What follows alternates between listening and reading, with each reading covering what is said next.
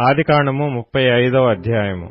దేవుడు యాకోబుతో, నీవు లేచి బేతేలునకు వెళ్లి అక్కడ నివసించి నీ సహోదరుడైన ఏశావు ఎదుట నుండి నీవు పారిపోయినప్పుడు నీకు కనబడిన దేవునికి అక్కడ బలిపీఠమును కట్టుమని చెప్పగా, యాకోబు తన ఇంటి వారితోనూ తన యొద్దనున్న వారందరితోనూ మీ యొద్దనున్న అన్య దేవతలను పారవేసి మిమ్మును మీరు శుచిపరచుకొని మీ వస్త్రములను మార్చుకొనిడి.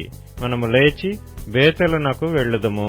నా శ్రమ దినమున నాకుత్తరమిచ్చి నేను వెళ్లిన మార్గమున నాకు తోడయుండిన దేవుని బలిపీఠమును అక్కడ కట్టెదనని చెప్పెను.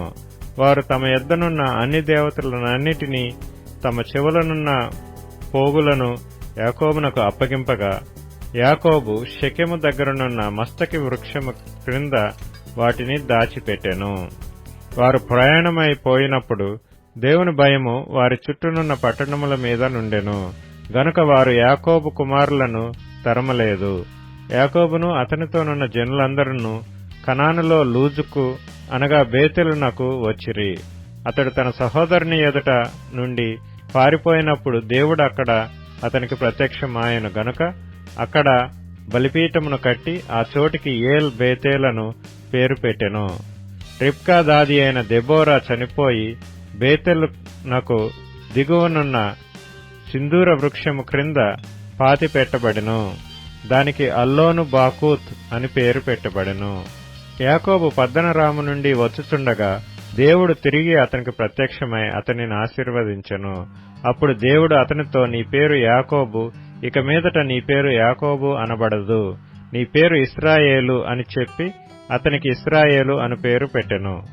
మరియు దేవుడు, నేను సర్వశక్తిగల దేవుడను, నీవు ఫలించి అభివృద్ధి పొందుము, జనమును జనముల సమూహమును నీ వలన కలుగును, రాజులను నీ గర్భవాసమున పుట్టెదరు.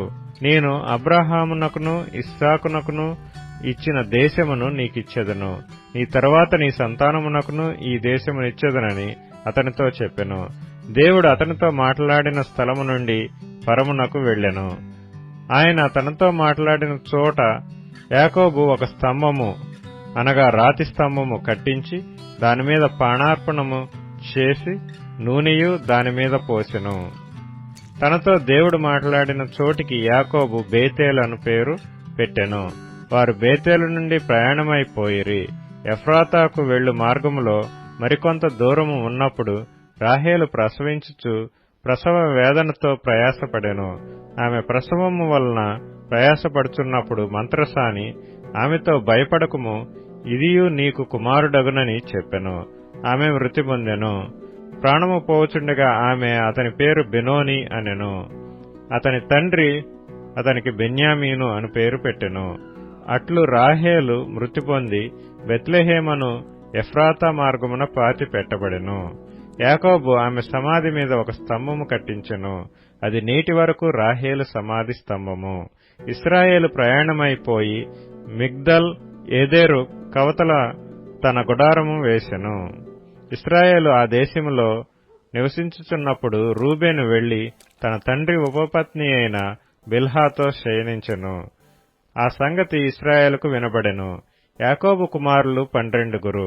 యాకోబు జ్యేష్ఠ కుమారుడగు రూబేను, షిమ్యోను, లేవి, యూదా, ఇస్సాకారు, జెబూలూను వీరు లేయా కుమారులు.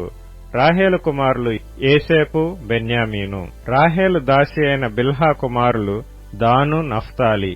లేయా దాసి అయిన జిల్ఫా కుమారులు గాదు, ఆషేరు. వీరు పద్దనరాములో యాకోబునకు పుట్టిన కుమారులు. అబ్రహామును ఇస్సాకును పరదేశులయుండిన మమ్రేలో కిర్యతర్బాకు తన తండ్రి అయిన ఇస్సాకు నొద్దకు యాకోబు వచ్చెను. అదే హెబ్రోను.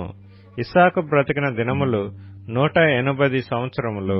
ఇస్సాకు కాలము నిండిన వృద్ధుడై ప్రాణము విడిచి మృతి పొంది తన పితరుల యొద్దకు చేర్చబడెను. అతని కుమారులైన ఏశావు, యాకోబులు అతన్ని పాతిపెట్టిరి.